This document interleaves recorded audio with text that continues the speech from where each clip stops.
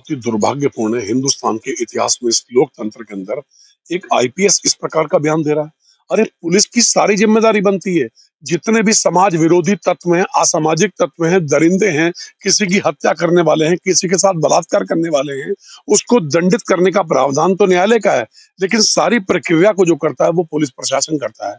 अगर जनता अपने हाथों में हथियार लेकर ऐसे दरिंदों को अगर ठीक करेगी तो कल को यही आईपीएस, यही मंजूनाथ टीसी उनके खिलाफ कार्रवाई करेंगे। इसलिए टोटल जिम्मेदारी पुलिस की बनती है। आप जनता से सहयोग लीजिए, जनता से कहिए कि मुझे साक्ष्य चाहिए, वो बात तो समझ में आती है, लेकिन पब्लिकली इस प्रकार का बयान कि दरिंदों को ठेका ठीक करने का ठेका सिर्फ मेरे पास नहीं है, ये एक आईपीएस को शोभा नहीं देता। आईपीएस दंभ में चूर्ण है, मदमस्त है। आईपीएस पर राजनीतिक वरदहस्त है। 2.5 साल में आईपीएस ने अपने कार्यकाल में क्या किया? एक हत्याओं का शतक बना दिया। 100 से अधिक मर्डर आज तक किसी आईपीएस के कार्यकाल में ऊधम सिंह नगर में नहीं हुए।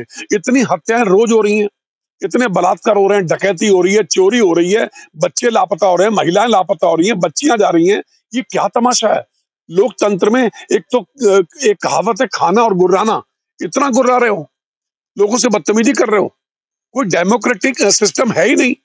किस प्रकार का आचरण प्रस्तुत कर रहे हो? ऐसे आईपीएस के खिलाफ एक बार एक केवल खुराना आईपीएस थे, मैंने असेंबली में सुबह से बोलना चालू किया और शाम तक जब मैं बोला तो विधान पीठ से आईपीएस केवल खुराना को विधानसभा में तलब कर लिया गया और उस केवल खुराना के खिलाफ हरिद्वार में एक एफआईआर हुई।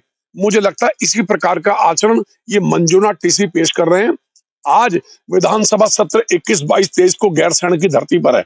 मुझे लगता है कि एमएलए को ऐसा असेंबली सेशन में ऐसा प्रस्ताव लाना चाहिए, ऐसा असेंबली क्वेश्चन बनाना चाहिए कि ऐसे अधिकारियों की चूल्हे हिल जाएं जो जनता को कुछ समझते नहीं है।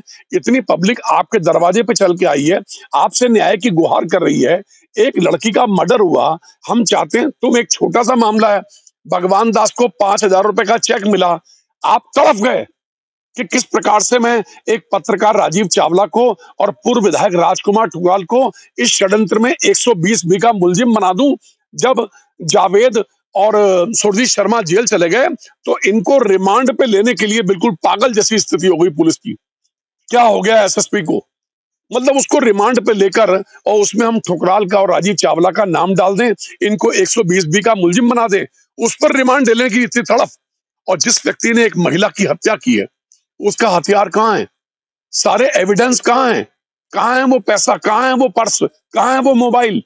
ये सब कौन इकट्ठा करेगा? ये पुलिस इकट्ठा करेगी।